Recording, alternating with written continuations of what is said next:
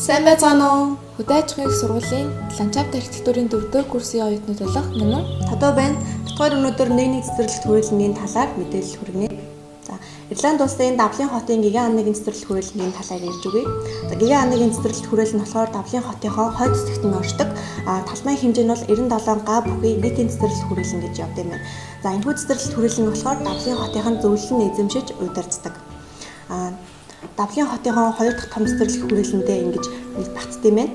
95 га гэхээр нэлийн том цэцэрлэгт хүрээлэн юм байна. Ерөнхийдөө модлог уран болон төлхөө ихтэн гэж байдаг. Тийм болохоор ингээд талбайн хэмжээ нь бас маш том юм билээ. За ерөнхийдөө бол энэ цэцэрлэгт хүрээлэн нь Европын ердийн ландшафтын жишээ гэж үздэг. Тэгээд 19 дугаар зууны өв гэж үзэгддэг юм байна. Улсын хурлын гишүүн асан Сэр Бенжамин Лиггинс нар 1838 оноос 1868 оны хооронд байж дуусгасан юм байна. За энэ хүү цэцэрлэгт хүрээлэнгийн зохион байгуулалт нь болохоор 17 дугаар зууны цэцэрлэгт хүрээлэнгийн зураг төсөл гэж үздэг бөгөөд эргэлзэн зүлэг арийнхаа хэсэгтээ болохоор ийм дан битүү модоор ингэж хучигдсан. Тийм цэцэрлэгт хүрээлэн байна. Энэ хүү цэцэрлэгт хүрээлэнд болохоор мөнх ногоон царс нарс ихээхэн тулгуурлалт юм байна. Хамгийн тохиромжтой ландшафттай гэж үздэг. Гиган анны хотод Нанагийн голын дагуух гэж жижиг гол урсдаг. Тэр голынх нь хажуугаар болохоор 11 цэцэрлэгт хүрээлэн ерөнхийдөө ингэж байрладаг. За энэхүү цэцэрлэгт хүрээлэн нь болохоор 1980 онд олон нийтэд ингэж нийтийн цэцэрлэгт хүрээлэн гэж нэгдсэн. 1981 оноос хойш олон улсын сарын цэцэрлэгт хүрээлэнтэй болсон юм байна. За одоо хамгийн сонирхолтой нь хэм бол энэ харах цамхаг үзэгчдийн харах цамхаг гэж байгаа. Энэ харах цамхаг нь болохоор Европ улсын Францын гэгээрээ эмдэгч Жулиагийн буушин дээр суурилсан Лиггинс бүр өөрийнхөө гараар ингэж бүтээсэн Ромын баян барилга бөгөөд цөөрөн рүү харсан толгод дээр байрладаг. Хожим нь болохоор энэ хүү цамхаг болохоор 1873 онд гиган анна байшинг засвар хийхдээ энэ хүү байшинг болохоор бас ингэ давхар нураагаад тэгээд одоогийн байгаа газар нахиж барьсан юм байна. За ингэснээрээ үзэгчдэд ингээ харах цамхаг болон үлдсэн одоогоор 3 давхар барилгаар байгуулагдсан. Доод хэсэгтээ болохоор дугуй цонхтой нэг давхрын цонхнууд дээгүүр дөрвөлжин альбертээ сегментчсэн хонгол тэгээд дээд хэсэгтээ болохоор дээврийн бэлсэн 8 дорыг багна. Тэгээд номон хаалгатай юм байна. За Анагийн модлог цэцэрлэгт хүрээлэнд болохоор толомын талбай, амралт зугаалгамжийн байгууламж зэрэг бүх төрлийн модны цуглуулгатай. Тэгээ өргөн цар хүрээ бүхий хөл бөмбөгийн талбай, теннисний талбай, 3 дугаар зэрэглэлийн гольфийн талбайтай юм байна. За тэгээ хамгийн сонирхолтой гэх юм бол энэ цэцэрлэгт хүрээлэн нохойн парктай. Хамгийн сонирхолтой. Хөрхийнтэй амьтад зориулсан амьтдыг бас ингэж тэгээ амьтдад бас ингэ тусгайчлан өөрсдийнх нь явах ингэ зориултын паркийг бас нээж өгсөн байгаа. За паркийнхаа онцлог шинж чанарыг ярив. Энэ жижиг Нанагийн голоор гатлагдсан хиймэл цөөрөмтэй. Тэгээ Генесийн гэр бүлийн харшийн байшин хэд хэдэн цэцэрлэгт хамтай том өргөн чөлөөг нэмсэн 1950-ад оноос хойш ингээ явган алхалт хийх бас ингээ зөвшөөрсөн байгаа. Тэгээд нийт 1000 төрлийн мод ингэж бүрхэгддэг. 1000-аас ч илүү байж магадгүй юм бол маш их модтой.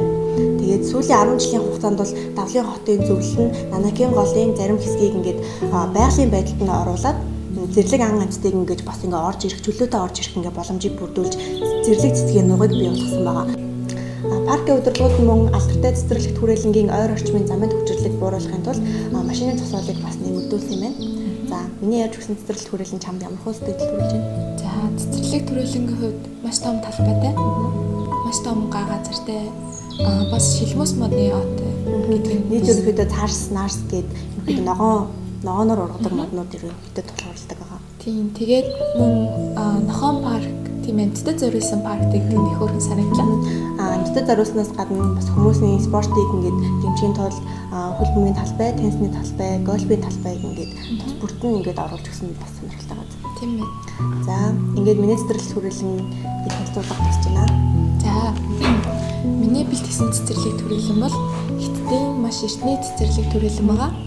За 12 дугаар зуунд баригдсан ийм цэцэрлэгт хүрээлэнгийн талаар ярина. За нэрний хувьд The Master of Nest Garden буюу тавны цэцэрлэгт хүрээлэн гэсэн утгатай. За Хятад улсын Сүжоо мужид барилгах цэцэрлэгт хүрээлэн байгаа. За тавны цэцэрлэгт хүрээлэн гэж нэрлэсэн. За За торны цэцэрлэг түрээлэн гэж нэрлэлийн шалтгаан нь 12 дугаар зуунд сүн гүрний үед төрийн албаны орлог цайд болох Ши Жинжи гэдэг хүн одоо энэ цэцэрлэгийг хөвдөө бариулсан байна. За Ши Жинжи нь болохоор оршин суух болон цэцэрлэгжүүлэлт тасалсан тийм цэцэрлэг түрээлэн өөртөө ингэ зориулж барьсан. Бөгөөд цэцэрлэг түрээл нь 0.54 га газар буюу 1.3 акр газар талбай гэж хэлдэг. Тэгэхээр хөдөө талбайных нь хувьд бол жижигэндээ орох юм шиг тийм цэцэрлэг түрээлэн гэдэг утгаараа л жижигэн нөө хувийн эзэмшлих болохоор за цэцэрлэг түрээлэн маань 3 хэсгээс бүрддэг. За орон сууцны хэсэг, төв цэцэрлэг, дотоод цэцэрлэг гэсэн 3 хэсгээс бүрддэг байгаа. Мөн Nest Garden маань 1997 онд ЮНЕСКОгийн дэлхийн өвд бүртгэгдсэн тийм цэцэрлэгтэй байгаа. Тэгэхээр маш эртний цэцэрлэг түрээлэн гэсэн үг байгаа.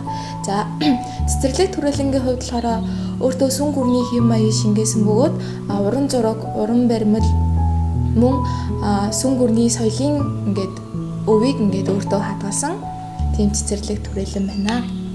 За цэцэрлэг түрээлэнгийн орон сууцны хэсгийн хувьд тухайн сүн гүрний үед болохоор тийм маш их хөл хөдөлгөөнтэй тийм зах худалдааны хэсэг байсан байгаа. За Nest Garden-гийн маань хувьд Ши Жинжигээс хойшоо энэ маш олон хүний өмчлөлд орсон байгаа. Хувийн өмчлөл гэсэн хэдий ч Garden маань өөрийнхөө дотоод хэв маяг дүр төрхийг одоо хүртэл хадгалж ирсэн. Тэр өмчлөлт авсан хүмүүс нь ингээд Nest Garden маань тийм маш ихээр өөрчлөхгүйгээр зүгээр сэргээн засварлалт хийгээд өдийг хүртэл ингээд иржээ. За Garden-гийн маань төв хэсэгт 440 м2 бүхий цөөрөн байрладаг байгаа. За энэ цөөрмийн хувьд болохоор хүний гараар бүтээсэн тийм хурамч хиймэл цөөрм байгаа. За цөөрмийнх нь ирэг дээр болохоор маш гоё үзэмжтэй тийм асар байрладаг. Энэ асрын нэрийг болохоор сэвшээ сэлэх болон сартаа уулзах асар гэж нэрлэдэг.